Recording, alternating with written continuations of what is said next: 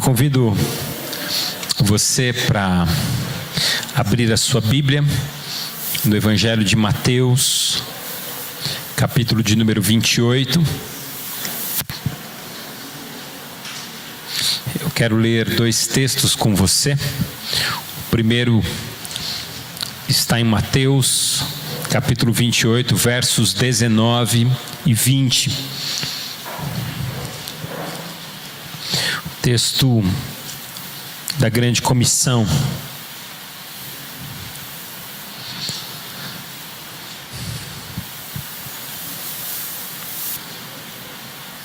Nós nessa noite vamos ler dois textos base para meditação.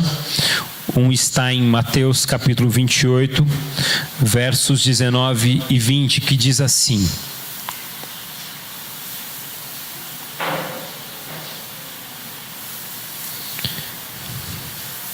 Vou aguardar mais um pouquinho, dar umas folhas virando. Diz o texto: Portanto, vão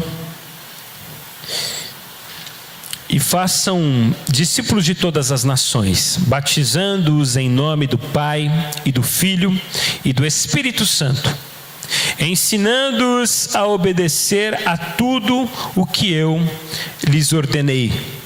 E eu estarei sempre com vocês até o fim dos tempos.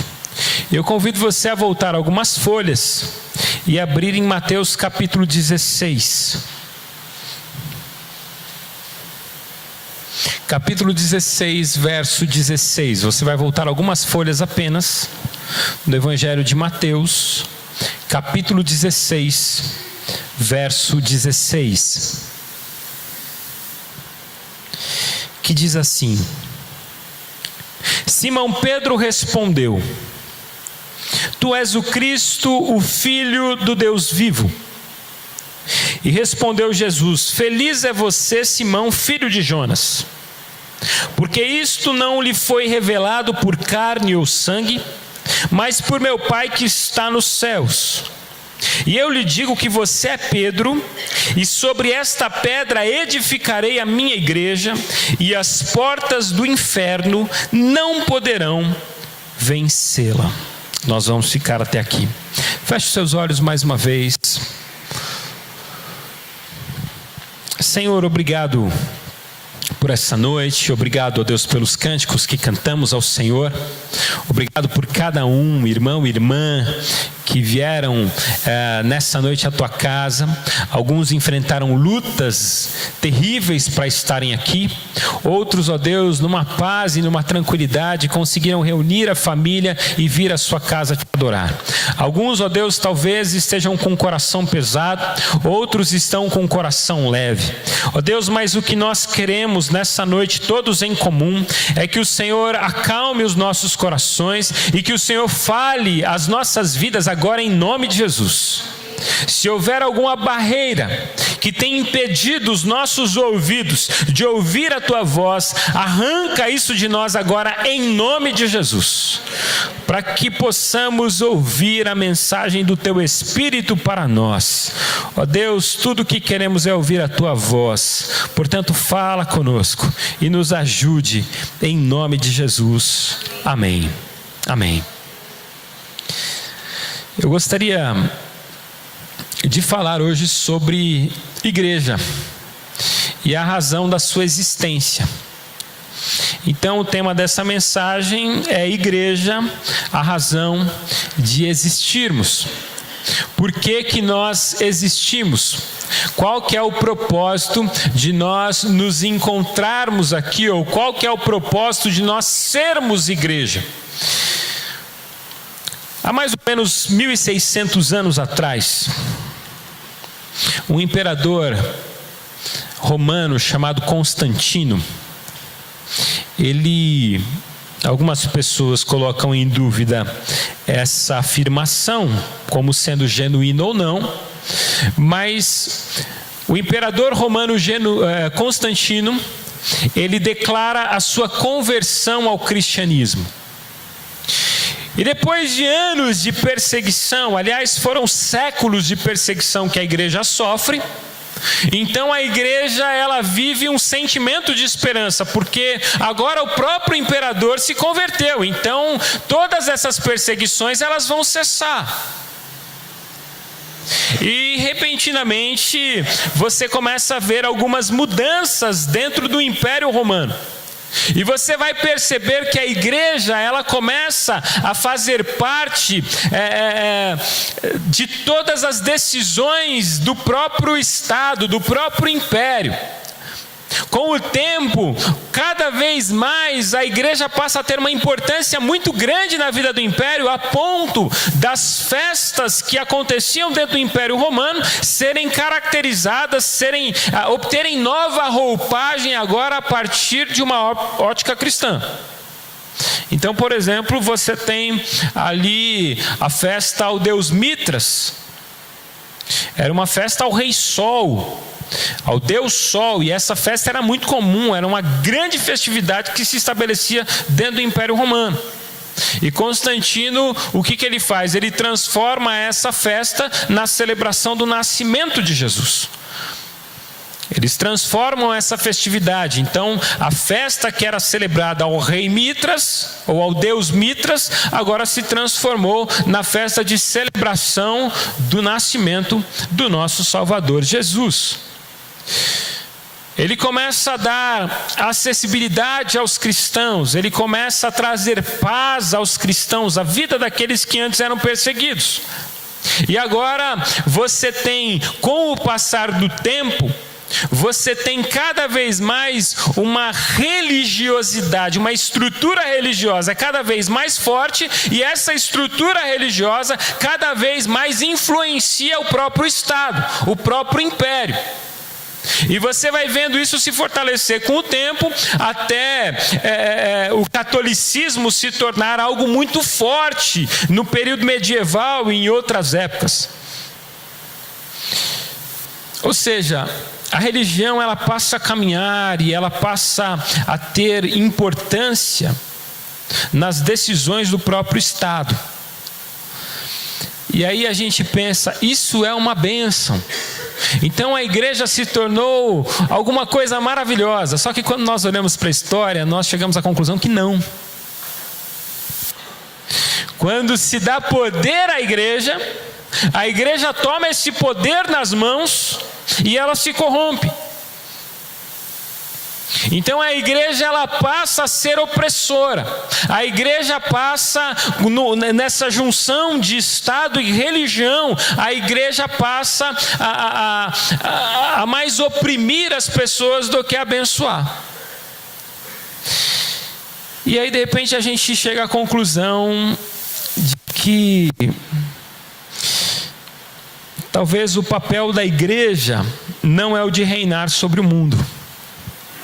Até porque a Bíblia diz, lá em João capítulo 12, verso 31, que o mundo já tem o seu príncipe.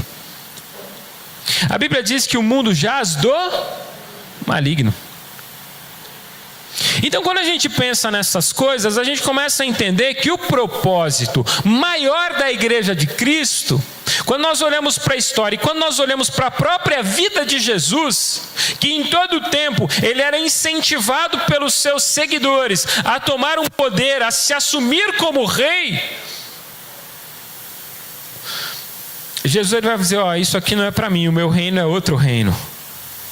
O meu reino é um reino de gozo, o meu reino é um reino de paz, o meu reino é um reino de justiça, de alegria no espírito. O meu reino é outra coisa. Em vários momentos do seu ministério, Jesus, ele era incentivado a levantar um motim contra o Império Romano. Porque as pessoas acreditavam no potencial de Jesus, ele era um líder, as pessoas o seguiam, multidões o seguiam, era só ele falar, vamos fazer um motim, que o pessoal fazia. Mas ele nega, ele fala, eu não vim para isso, o meu reino não é deste mundo, eu não quero esse poder, eu não quero dominar dessa forma, o meu domínio é um outro domínio, o meu domínio é um domínio eterno. O meu domínio não tem fim. Então, essas propostas, elas não mexem com Jesus, essas propostas não tocam Jesus, porque a igreja não tem o papel de reinar sobre o mundo. Mas se você perguntar, qual será que é o papel da igreja? Qual que é o propósito da igreja? Será que o propósito da igreja é se envolver, se misturar e caminhar de acordo com o segmento, caminhar de acordo com a direção desse mundo? Aí a gente olha para Romanos capítulo 12 e a gente vai chegar à conclusão que não. Porque Romanos 12 vai dizer: não vos conformeis com este mundo, mas transformai-vos pela renovação da vossa mente. Todos olhando para mim agora, todos olhando para mim. Mas transformai-vos pela renovação da vossa mente. Deus não nos chamou e não nos estabeleceu como igreja para andarmos de acordo com o que o mundo diz que devemos andar. Mas ao mesmo tempo também, Deus não nos chamou para que nós sejamos retirados ou separados, ou tenhamos uma postura completamente diferente, vamos viver só como cristãos em um local específico, vamos passar segunda, terça, quarta, quinta, sexta, sábado e domingo dentro de uma igreja, porque isso é a vida que Deus tem para nós. Não. Porque na oração sacerdotal Jesus vai dizer: olha, Senhor, não os tire do mundo, mas livra-os do mal. Porque a igreja tem que estar presente nesse mundo. Deus estabeleceu a igreja diante das realidades deste mundo. A igreja precisa fazer parte dessa sociedade, mas não pode se contaminar pela sociedade. A igreja precisa ser diferente. A igreja precisa ter um outro padrão. Mas talvez você diga, então o propósito da igreja é que a igreja faça obras sociais. A igreja precisa então olhar para as questões sociais, para as dificuldades, para as necessidades das pessoas e então supri-las. Esse é o papel da igreja? Não. Esse é o propósito da igreja? Não. O propósito da igreja não é assistir as pessoas em suas necessidades, assistir as pessoas em suas debilidades. Não é esse o propósito da igreja. Apesar que a igreja faz isso, mas não é o propósito da existência da igreja. Até porque em determinado momento Jesus vai dizer aos discípulos: olha, fique tranquilo, os pobres sempre haverá no meio de vocês. Isso sempre vai ser uma realidade. Mas há momentos que nós não somos convidados a olhar para essa realidade. Nós somos convidados para olhar para a realidade espiritual. Há momentos.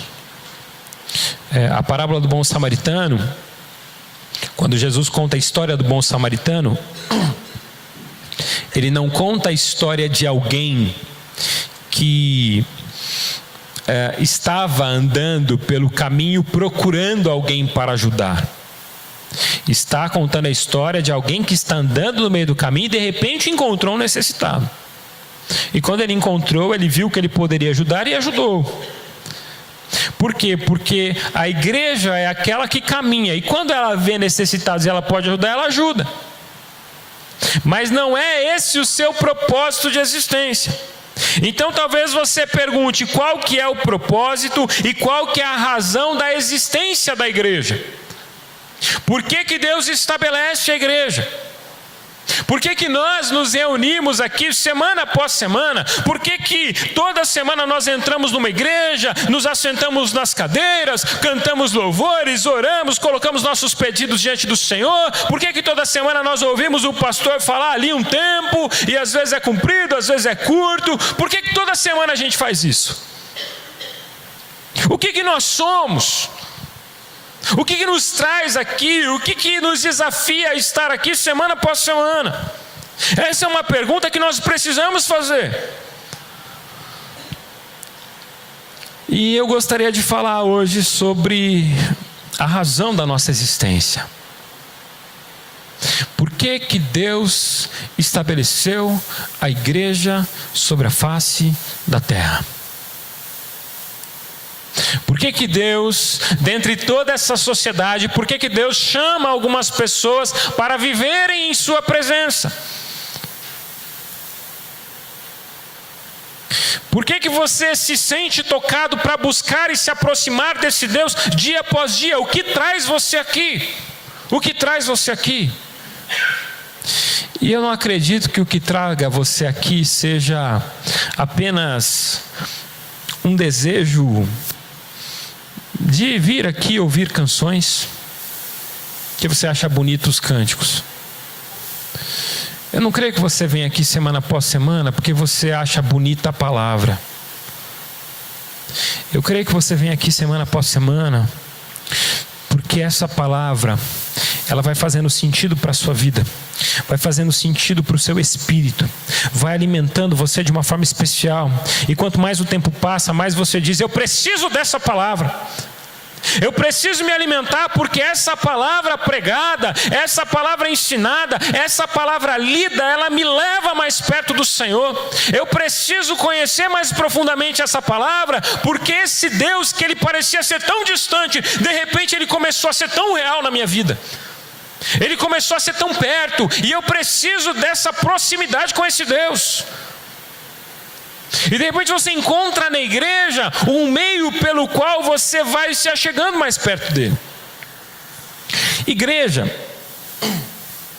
a ideia da igreja é o ajuntamento, é a ideia de estarmos juntos aqui. A igreja não são essas paredes, obviamente. Eu vou na igreja. A gente sempre usa esse termo, né? Eu vou na igreja. Então, quando alguém pergunta: onde você vai domingo? Domingo eu vou na igreja. A ideia é: eu vou me reunir com a igreja, porque eu sou a igreja.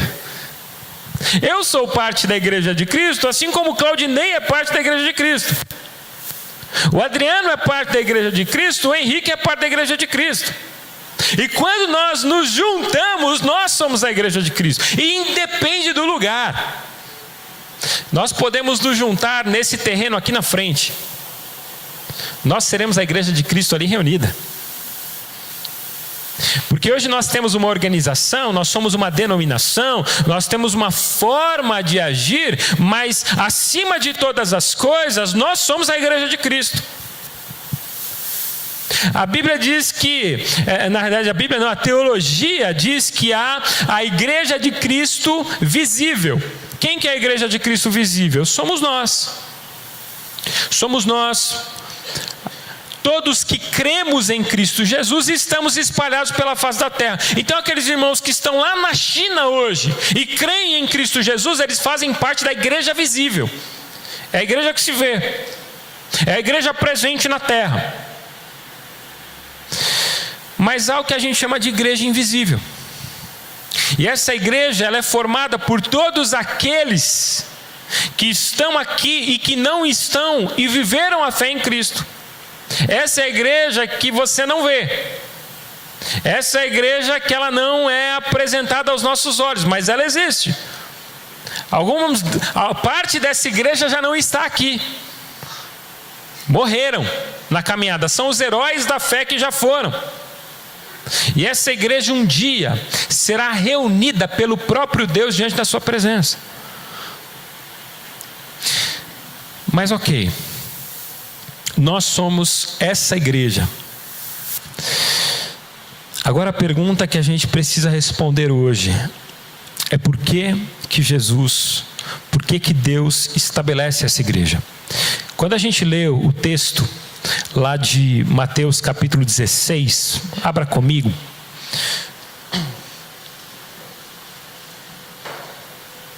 A gente vê que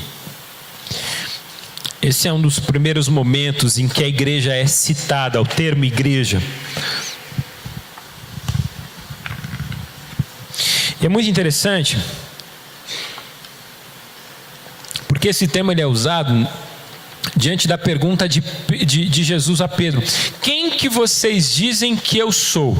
E Pedro responde no capítulo 16, verso 16, o seguinte: tu és o Cristo, o Filho do Deus vivo. E aí Jesus vai dizer a Pedro: Pedro, feliz é você, Porque isto não lhe foi revelado por carne ou sangue, mas por meu Pai que está nos céus. E eu lhe digo que você é Pedro, e sobre esta pedra edificarei a minha igreja, e as portas do inferno não poderão vencê-la. Presta atenção nisso. O que Jesus está dizendo é: olha, Pedro, você é pedra. Isso aqui é um trocadilho que Jesus faz. Pedra, você é uma pedra, porque Pedro significa pedra. E ele fala assim: Pedro, você acabou de fazer a maior confissão da sua vida. E essa confissão é uma rocha. Essa confissão ela é inquebrável. E sobre essa confissão, sobre essa rocha, eu vou edificar a minha igreja. O que Jesus está dizendo para Pedro é o seguinte: Pedro, a minha igreja, ela vai ser edificada e construída a partir dessa fé. A minha igreja não vai ser construída ou estabelecida a partir de um ajuntamento em determinado lugar. Ela vai ser estabelecida a partir dessa fé. Todos aqueles que tiverem essa fé serão a igreja. Todos aqueles que crerem que eu sou Cristo, Filho do Deus vivo, esses serão a igreja. E sobre esta igreja, e sobre esta pedra, e sobre essa profissão de fé, sobre esta declaração, eu vou construir a minha igreja, e as portas do inferno não vão prevalecer contra essa igreja. As portas do inferno, elas não terão poder, elas não terão condição de destruir esta igreja. Por exemplo, olhe comigo para aquilo que a nossa história tem mostrado. Nós estamos vendo pessoas que estão sendo mortas nos dias de hoje porque não abrem mão da sua fé. Olha aí os portais do inferno se levantando contra a igreja. Ou você nega a sua fé ou você morre. A gente está vendo isso. Abra a sua internet, são milhares e milhares de cristãos, às vezes aldeias inteiras, com centenas de pessoas, aldeias pequenas, com centenas de pessoas sendo mortas porque professam a sua fé em Cristo. Eu não estou falando do passado, eu não estou falando do início, da perseguição da igreja, eu estou falando dos dias de hoje. Eu estou falando sobre um islamismo que se levanta para destruir aqueles que expressam a sua fé em Cristo Jesus. E as pessoas não abrem mão. E sabe por que elas são mortas? Porque a igreja que crê em Cristo Jesus, dessa igreja não se arranca essa fé. As pessoas podem tirar a sua vida, as pessoas não podem tirar a sua fé. As pessoas podem arrancar parte do seu corpo, mas as pessoas não podem arrancar a sua fé do seu coração. Ninguém pode fazer isso. Muitos acham que podem, mas Jesus ele já declarou: sobre essa pedra eu vou fundamentar e construir a minha igreja, e as portas do inferno não vão prevalecer contra essa igreja. E vão se levantar. E vão se levantar. Quando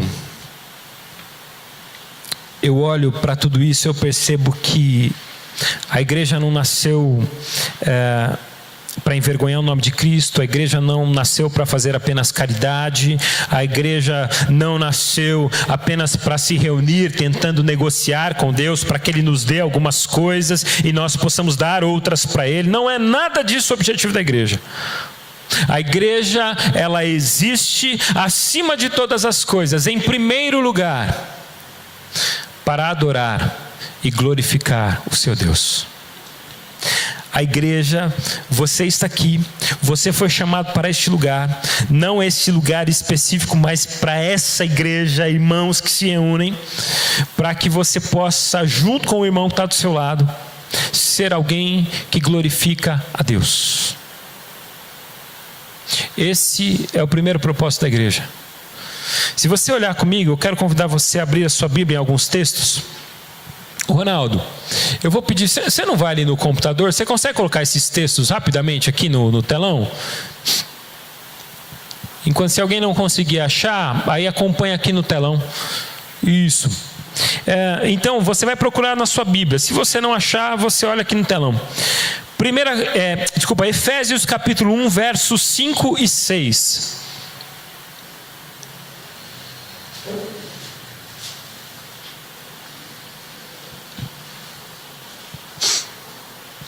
Abra sua Bíblia em Efésios capítulo 1, versos 5 e 6.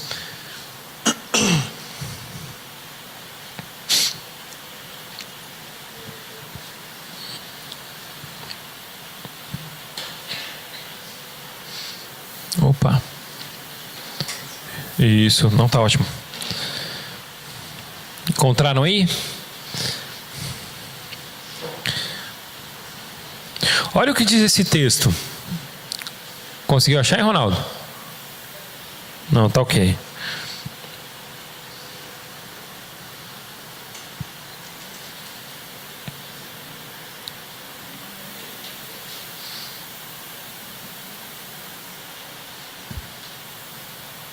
Não.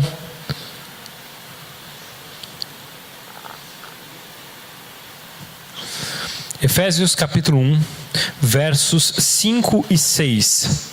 Diz assim: e nos predestinou, olha para o que Deus nos predestinou, nos chamou, para filhos de adoção por Jesus Cristo, para si mesmo, segundo o beneplácito da sua vontade, para louvor e glória da sua graça, pelo qual nos fez agradáveis a si no amado. Ou seja, Ele nos fez, nos criou e nos chamou para louvor e glória da sua graça. Se você olhar o capítulo 1, o verso de número 12, vai dizer assim: com o fim de sermos para louvor da sua glória, nós os que primeiro esperamos em Cristo.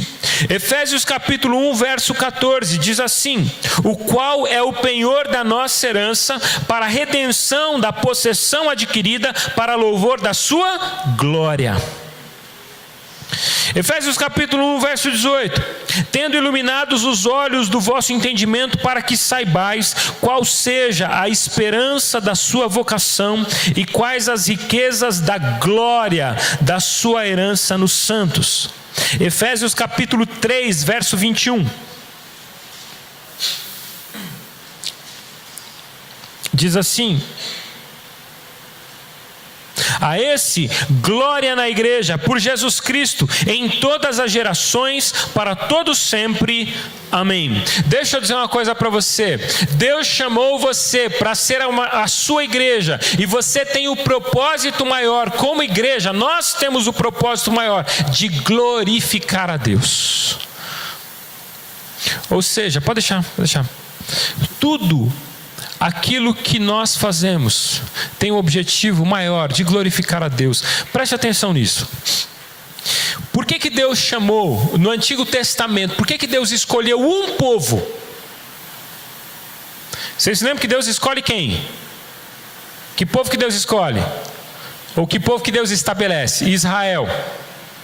Israel é o povo do Antigo Testamento. Deus caminha com Israel. Deus escolhe esse povo. Deus leva esse povo para o deserto. Deus se manifesta a esse povo no deserto. Deus leva esse povo para o Egito. Deus tira esse povo do Egito. E aí Deus vai acompanhando a caminhada desse povo. Agora a pergunta que eu faço para você é: por que Deus escolheu esse povo no Antigo Testamento?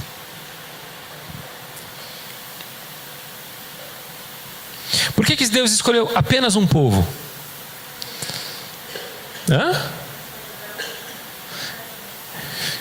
Ele escolhe a partir de Abraão. Agora a pergunta é: por que Deus tem que escolher um povo?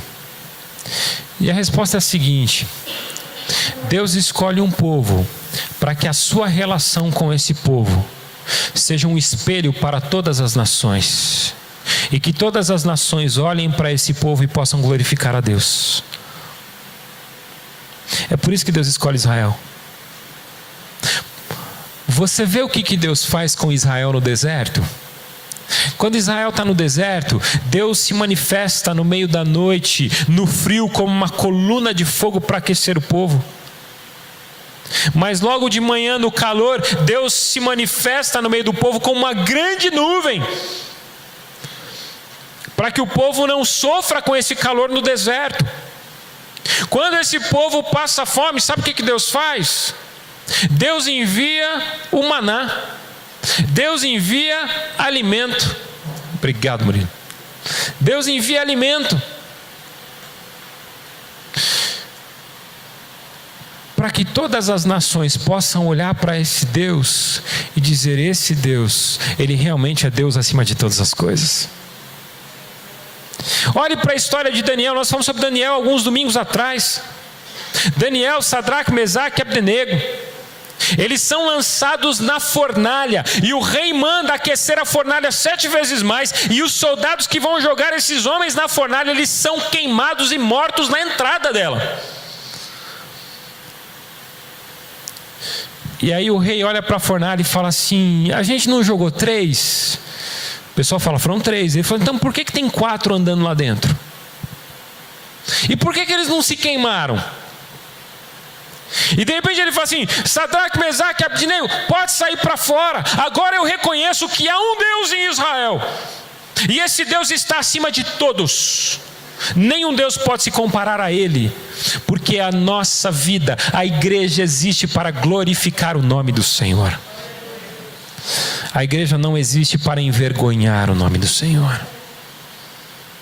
A igreja existe para glorificar. E hoje nós vemos uma igreja que envergonha tanto o nome do Senhor. Uma igreja interesseira. Uma igreja que negocia com Deus. Uma igreja orgulhosa, vaidosa, prepotente. E o convite de Deus para nós é o convite da humildade. E Deus vai dizer: sejam como Jesus é. Andem como Jesus andou. Façam o que Jesus fez. Creiam como Jesus creu. E a gente se ampara tanto no nosso orgulho. Queridos, eu quero dizer uma coisa para você: Deus chamou você para que você glorifique a Ele, e Ele vai dar todas as condições para que a sua vida glorifique a Ele. E quando você precisar de um milagre, Deus vai abrir a porta dos céus e fazer um milagre, porque Ele vai glorificar o nome dEle, não o seu. E quando Deus quiser mudar as situações, Ele vai mudar as situações, mas Ele quer a sua obediência, para que a sua vida glorifique o nome dEle em todo o tempo. Ele nos chamou para perto, para que nós possamos viver essa experiência da glorificação. Deus não chamou você para ficar cantando, adorando Ele em todo o tempo. Deus chamou você para que você o obedeça em todo o tempo. E se você obedecê-lo, você vai honrá-lo. E se você honrá-lo, você vai glorificá-lo. Portanto, o primeiro desafio da igreja, o primeiro desafio que Deus traz para os nossos corações é o desafio da glorificação. Nós existimos como igreja para glorificar a Deus. Enquanto o mundo caminha do jeito que quer, enquanto as famílias são destruídas, a igreja continua dizendo: mantenha a família, invista na família, continue olhando para a família, porque a família é uma criação de Deus, e a igreja continua glorificando a Deus através da família. Vocês compreendem? A igreja tem esse papel. Mas, em segundo lugar, uma segunda razão pela qual nós existimos é de proclamar o Evangelho ao mundo. E é por isso que nós lemos Mateus capítulo 28. Mateus capítulo 28, abra lá novamente.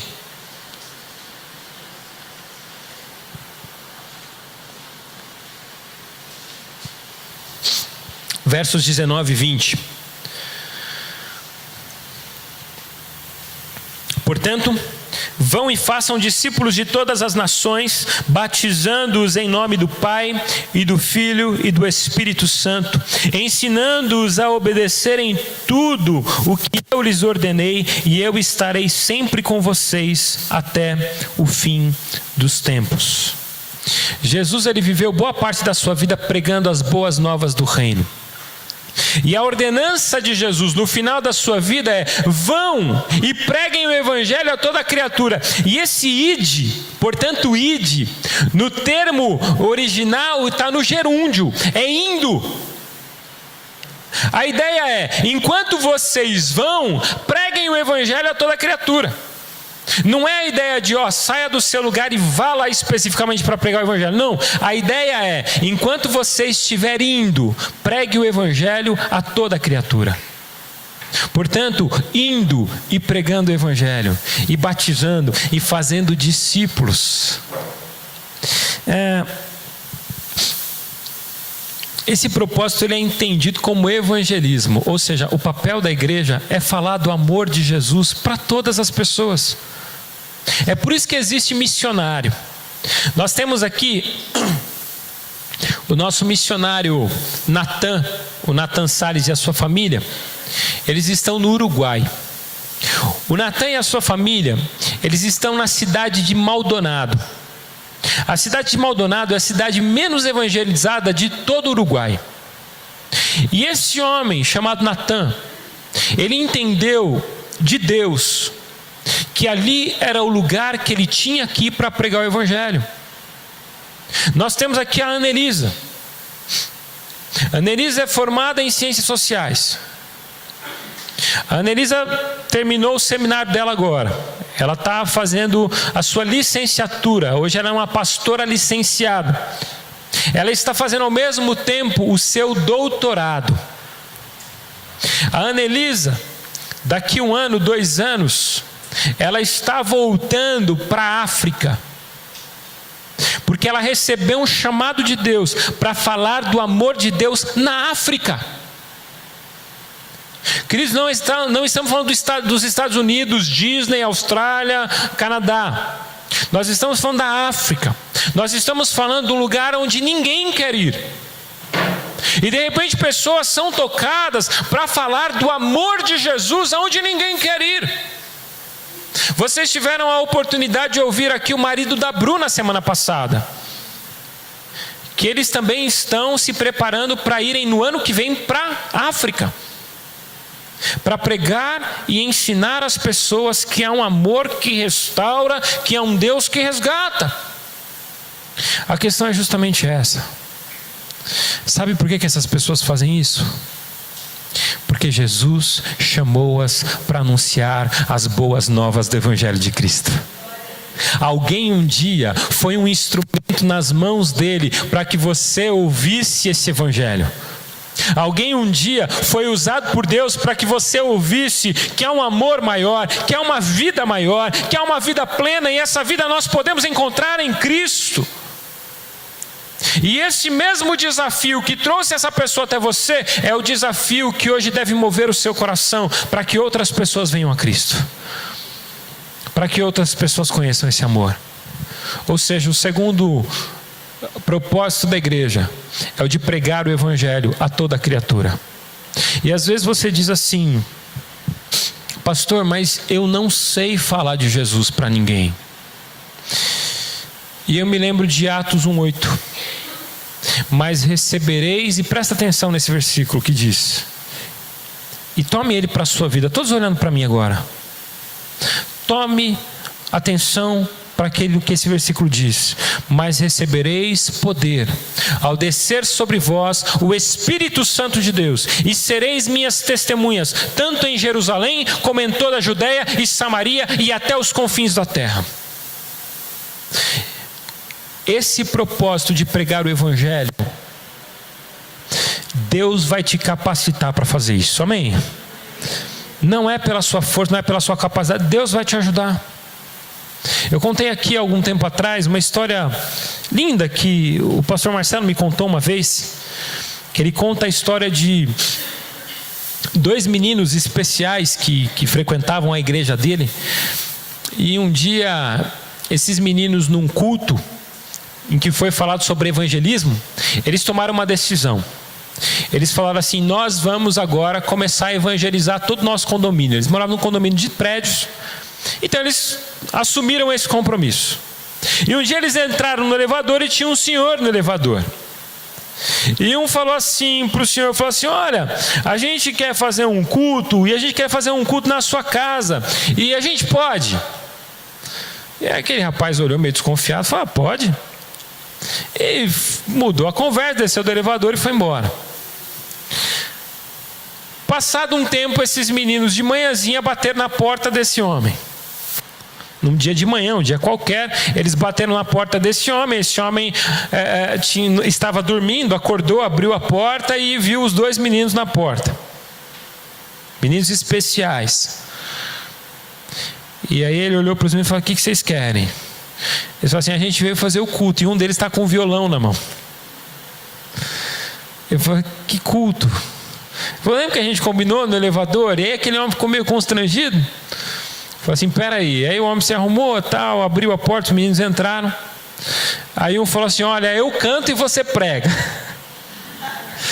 Aí um cantou, tocou o violão lá do jeito dele, e o outro pregou. E aí foram embora para casa. Mas antes de sair, eles falaram para o homem: nós vamos voltar aqui semana que vem. Aí ela falou: não, mas sabe o que é? Não, semana que vem a gente vem, aí a gente faz de novo, porque isso aqui é uma bênção. E saíram, foram embora. Semana que vem os meninos bateram na porta do homem. E o homem, com aquela cara de sono, abriu a porta, deixou os meninos entrarem. Os meninos fizeram o culto deles. E na hora que os meninos estavam saindo, eles falaram assim: semana que vem a gente volta. Na próxima semana, quando eles voltaram, o homem tinha acordado cedo, feito um café, preparado uma mesa. Os meninos entraram, um tocou violão, o outro cantou. E aí foram embora. Da outra semana, e eles começaram a fazer isso semana após semana. E esse homem começou cada semana a se preparar para receber esses meninos. Esse homem se converteu. Esse homem foi parar numa igreja. E esse homem se tornou um pastor. E esse homem dá o testemunho dele. E ele diz que nesse momento da vida ele estava numa depressão profunda. E ele não saía da sua cama. E esses meninos começaram a bater na porta dele e tirar ele da cama. E esses meninos começaram a falar do evangelho de Jesus do jeitinho deles. E a vida desse homem foi transformada pelo poder de Deus na vida de 2 meninos especiais, que não sabiam tocar violão, mas iam lá e tocavam. Que não sabiam nada de teologia, mas iam lá e falavam da palavra de Deus. Irmãos, é o poder de Deus que transforma uma vida. Mas em último lugar, já caminhando para o encerramento, lembrando só uma palavra de Calbart, que ele diz: Deus quer que seu evangelho seja pregado. Vamos obedecer a este mandamento. Vamos para onde ele nos chama. O sucesso não é da nossa conta. Eu gosto dessa fala dele. Vamos apenas obedecer aquilo que Deus mandou a gente fazer. O sucesso não é da minha conta, é da conta dele. Ele que faz a obra. E terceiro e último lugar, a razão pela qual nós existimos é para a edificação dos outros. É para a edificação do corpo. 1 Coríntios capítulo 14, verso 26, não precisa abrir, apenas ouça. Diz: o que farei, pois, irmãos? Quando vos ajuntais, cada um de vós tem salmo, tem doutrina, tem revelação, tem língua, tem interpretação. Faça-se de tudo para edificação. Ou seja, a igreja precisa se reunir, cada um com o seu dom, cada um com o seu talento, para edificar a si mesma. Eu estou aqui, mas eu preciso abençoar você. Você está aqui, você precisa me abençoar. E nós vamos nos abençoando, e nós vamos vivendo como uma família, porque isso é igreja. Eu gostava de um amigo que ele falava que igreja é comunidade terapêutica. E eu acredito muito nisso. De verdade. Porque assim, a pergunta é: a nossa reunião, o que ela difere de uma reunião do Rotary? O nosso encontro semanal, o que ele difere de qualquer outro encontro? Aqui nós somos a igreja. E a igreja é o lugar onde Deus usa um na vida do outro. A igreja é o lugar onde a sua existência ela passa a ser fundamental para a minha transformação. É o lugar, e é isso que eu acho lindo da igreja, é o lugar onde todos nós vamos errar. A igreja não é lugar de perfeição. Eu vou errar e você vai errar. Eu vou te ferir. Se você ficar muito perto de mim na minha caminhada, eu vou te ferir em algum momento. Eu vou falar alguma coisa meio atravessada para você. Mas sabe o que faz da igreja uma comunidade terapêutica e transformadora? A bênção de ser, de ser ofendido e poder perdoar. A bênção de ser ofendido e poder encontrar restauração e transformação. A bênção de ser ofendido e poder experimentar a restauração de Deus das nossas vidas. Queridos, a sua existência ela é importante para mim e Deus vai usar você na minha vida. A sua existência é importante para a pessoa que está do seu lado. Eu tive uma experiência de encontrar uma pessoa alguns anos atrás e ele falou assim: rapaz, você foi uma bênção na minha vida e você nem sabe disso. E eu olhei para ele e falei: quando que eu fui uma bênção na tua vida? Se eu estou te conhecendo faz pouco tempo. Ele falou assim: uma vez eu entrei na igreja pela primeira vez na minha vida. Eu entrei, pisei os pés na igreja e eu fui andando e tinha um banco. E nesse banco estava você e mais umas 3 pessoas, cabia só mais uma. Você se apertou de um tanto e você falou para mim: senta você e sua esposa aqui com a gente. Queridos, eu não lembro dessa história. Eu falei para ele: você tem certeza que fui eu? Eu falei: eu tenho certeza. E ele falou assim: aquilo me marcou tanto, porque eu fiquei pensando, por que alguém se apertou tanto para eu poder sentar com a minha esposa? Numa dessas o pessoal já senta mais para cá, se espalha e fala: não dá. E ele falou: isso me chamou a atenção e abençoou tanto minha vida. Algumas coisas que você faz aqui, um abraço que você dá, um sorriso que você abre, é tão abençoador, é tão transformador. Uma palavra, um conselho que você dá, é tão bom. Queridos, Deus nos tornou igreja para que possamos abençoar uns aos outros, amém? Deus quer te usar. Deus quer te usar. Deus quer te usar na vida dos seus irmãos. Deus quer edificar. Por que Deus dá dom para a igreja? Para edificar a própria igreja. É para isso que os dons existem. Portanto, edifiquem-se. Você sabe que um ambiente maravilhoso para que isso aconteça é a célula. Irmãos, como a célula tem sido um instrumento abençoador na vida uns dos outros. Tem problemas que não chegam para mim porque o pessoal resolve na própria célula. Isso é uma bênção. Você não participa de uma célula? Começa a participar, começa a orar sobre isso, pensar sobre isso, porque isso é uma bênção. Então, eu queria desafiá-los a viver essa realidade, a entender que você foi chamado para glorificar ao Senhor, você foi chamado para edificar esse corpo, mas você foi chamado também para pregar o Evangelho a toda criatura. E que Deus nos use, e que Deus nos abençoe, que Deus nos permita vivenciar como essa igreja, igreja que prega, igreja que edifica, igreja que glorifica o seu Senhor, em nome de Jesus, amém? Que Deus assim nos abençoe. Feche os seus olhos, nós vamos já nos dirigir para a participação da ceia do Senhor. Vou pedir para o Ministério de Música vir à frente.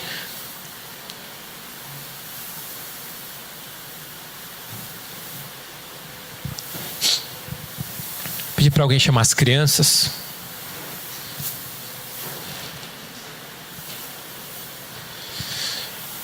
Feche seus olhos.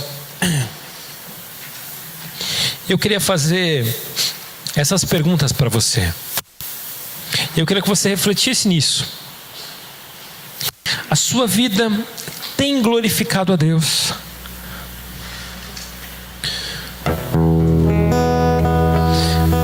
A sua vida hoje é um canal de glorificação a Deus?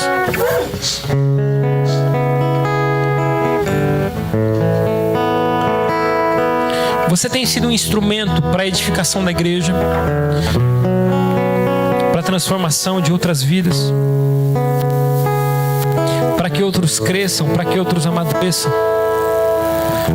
E eu pergunto para você também se você tem falado de Jesus. Queridos, eu sei de tanta coisa que Jesus tem feito em algumas casas aqui. Às vezes eu testemunho da vida de vocês quando eu falo de Jesus. Mas a pergunta que eu faço para você é: Você tem testemunhado o que Deus tem feito na sua casa para outras pessoas?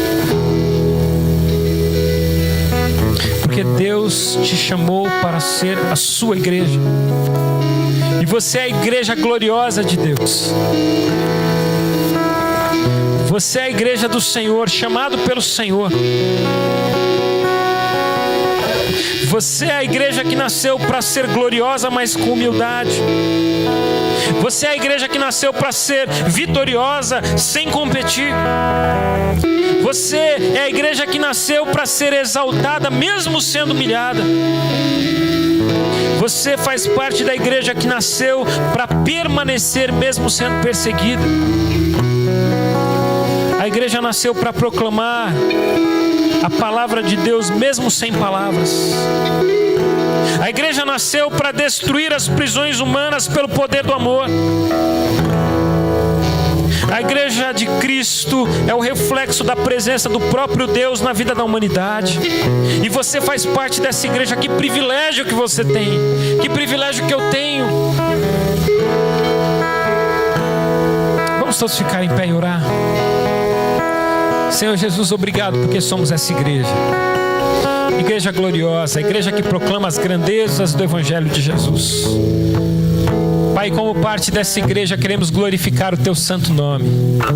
Como parte dessa igreja, ó Deus, queremos hoje Te adorar. E queremos pedir que o Senhor nos ajude a vivenciar essa realidade e que sejamos como igreja, igreja de Jesus, igreja gloriosa, igreja que prega, igreja que vive, que testemunha, que transforma em nome de Jesus. É o que nós pedimos e desde já Te agradecemos no nome de Jesus. Amém. Amém. E essa igreja é a igreja que anuncia a grandeza de Deus. Eu quero convidar aqui meu irmão Marcon. Vem aqui, Marcon. Vou chamar aqui também o Gustavo, missionário Gustavo. Vão me ajudar na ministração da ceia.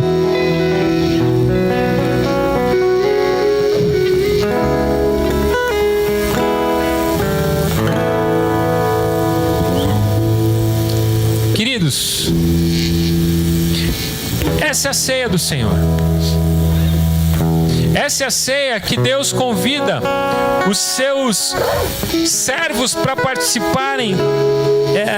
Deus convida a igreja para participar da ceia do Senhor. Essa é a mesa na qual nós nos assentamos com o próprio Deus. Deus faz parte dessa mesa. E quando nós participamos dessa mesa, nós estamos celebrando o Deus que morreu, o Deus que se entregou, o Deus que deu o seu corpo e deu o seu sangue pela igreja, para que essa igreja pudesse ser viva, para que essa igreja pudesse ser atuante.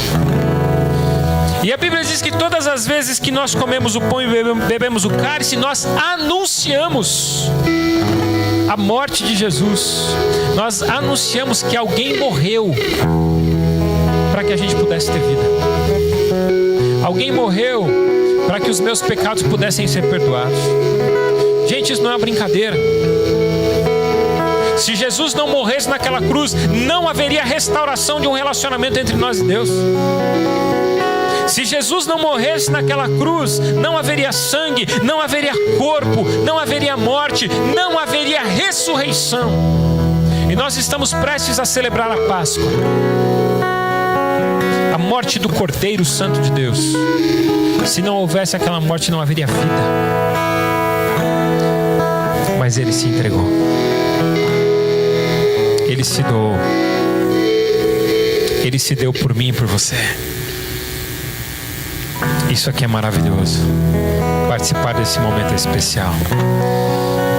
Nós vamos consagrar esses elementos ao Senhor. Eu quero convidar o Gustavo para orar.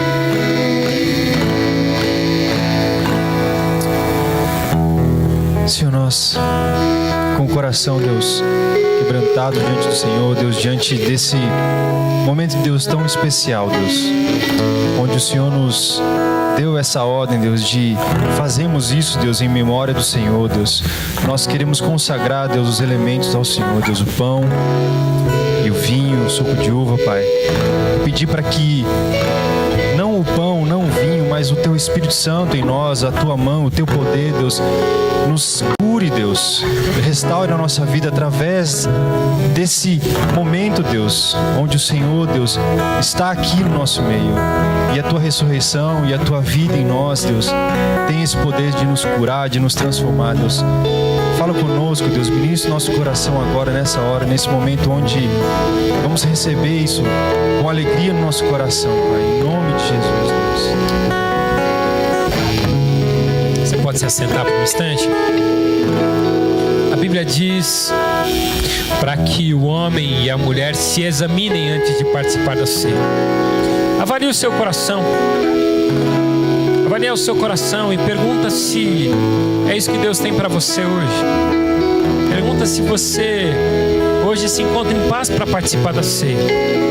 Mas nós queremos oferecer a ceia para aqueles irmãos e irmãs que já foram batizados, e também para os seus filhos, para as crianças que também não têm compreensão total do que significa tudo isso espiritualmente, mas fazem parte desse corpo. Vocês estão convidados a participar. Mas você que ainda não fez a sua pública profissão de fé, não foi batizado, não foi ensinado sobre a importância disso aqui, nós pedimos para que você espere esse processo na sua vida para participar, porque isso é muito importante, você compreender o que você está fazendo, né? Então, aqueles irmãos que forem participar, você daqui a pouco vai ficar em pé e você vai se autoavaliar. Você vai se autoavaliar, perguntando: Senhor, esse é o tempo, eu devo fazer isso? Porque a Bíblia diz que na noite em que Jesus foi traído, Jesus tomou o pão, ergueu aos céus e, tendo dado graças, disse: este é o meu corpo, comei dele todos, fazei isto em memória de mim. E de semelhante forma Jesus tomou o cálice, dizendo: este cálice é a nova aliança do meu sangue. Há uma nova aliança que está sendo feita através do sangue de Jesus. Tomai dele todos, fazei isto em memória de mim. Porque todas as vezes que comerdes o pão e beberdes o cálice, anunciais a morte do Senhor até que ele venha. Louvado seja o seu nome. Você que vai participar da ceia, se coloque em pé enquanto os nossos irmãos vão distribuindo e nós vamos cantando e celebrando a presença do Senhor.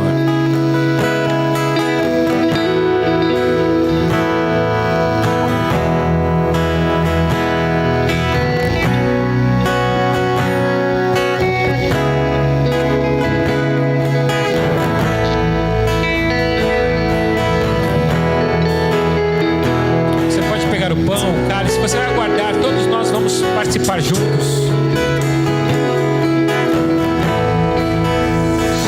Eis-me aqui outra vez diante de ti, abro meu coração, meu clamor, tu escutas e fazes cair as barreiras. És fiel, Senhor, e dizes palavras de amor e esperança sem fim. Ao sentir o teu toque, com tua bondade libertas meu ser do calor deste lugar. Eu venho me derramar, dizer que te amo, me derramar, dizer que preciso me derramar, dizer que sou grato, me derramar, dizer que és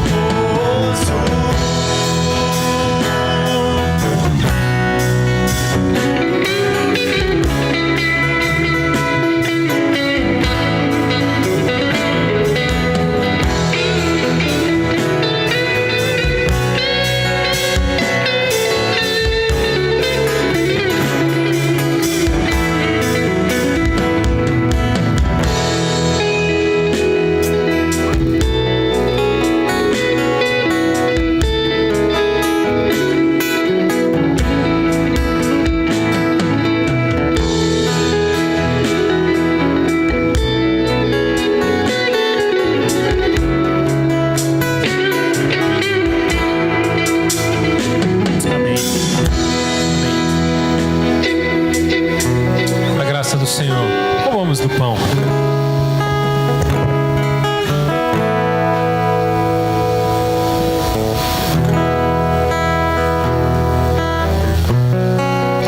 Vamos tomar do cálice.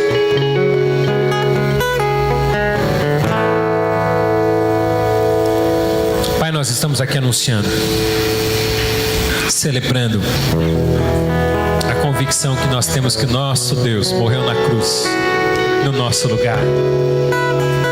Ele deu o seu corpo, Ele derramou o seu sangue, para que em sua morte nós pudéssemos encontrar a vida. E hoje nós, como igreja gloriosa do Senhor, celebramos a glória do Senhor no nosso meio, a certeza de que Deus está no meio de nós. Deus glorifica e manifesta a sua glória através da igreja na humanidade. Pai, obrigado por essa noite. Em nome de Jesus, amém. Vamos todos ficar em pé. Nós já estamos caminhando para o encerramento do culto. Queridos, apenas para lembrar, terminando o culto, você que não fez a inscrição, você pode procurar o Raul lá fora, fazer a inscrição do curso da família. Você pode procurar o Raul lá fora e fazer a inscrição do acampamento. Não deixe de fazer. E você também pode aproveitar e levar um CD para sua casa, né? Dá uma olhada, tem vários títulos lá. E que Deus assim nos abençoe. Eu não consegui fazer dos 2 últimos cultos, tá bom? Então os dos 2 últimos cultos estão faltando ainda. Creio que na próxima semana nós já teremos, tá? Vamos orar? Cadê o Marcon? Vem aqui, Marcon, ora pra gente. E depois eu vou impetrar a bênção. Senhor Deus, obrigado, Pai. Obrigado por mais essa noite que o Senhor nos permitiu, Senhor, entrar em Tua presença. Pedimos a Tua proteção sobre a vida de cada um, Senhor.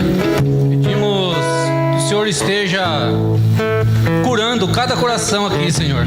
Em nome de Jesus, te peço por todos, Senhor, por todos, que todos tenham realmente um coração quebrantado, que todos tenham absorvido, Senhor, os ensinamentos do nosso pastor, e na verdade foi o Senhor quem usou o pastor para nos abençoar. Nós oramos, Senhor, em nome de Jesus. Que a graça do nosso Senhor e Salvador Jesus Cristo, graça maravilhosa que se manifesta em todos os momentos da vida, que o amor de Deus, o nosso Pai, que a comunhão, o consolo do Espírito Santo, que nos lembram que nós somos a igreja do Senhor, seja sobre a sua vida, seja sobre essa semana, sobre a sua casa, que seja hoje e para todo sempre. Amém. Amém. Que Deus abençoe. Dá um abraço em quem está perto de você. Não vá embora sem tomar um café, sem desfrutar de um tempo. Que Deus o abençoe em nome de Jesus.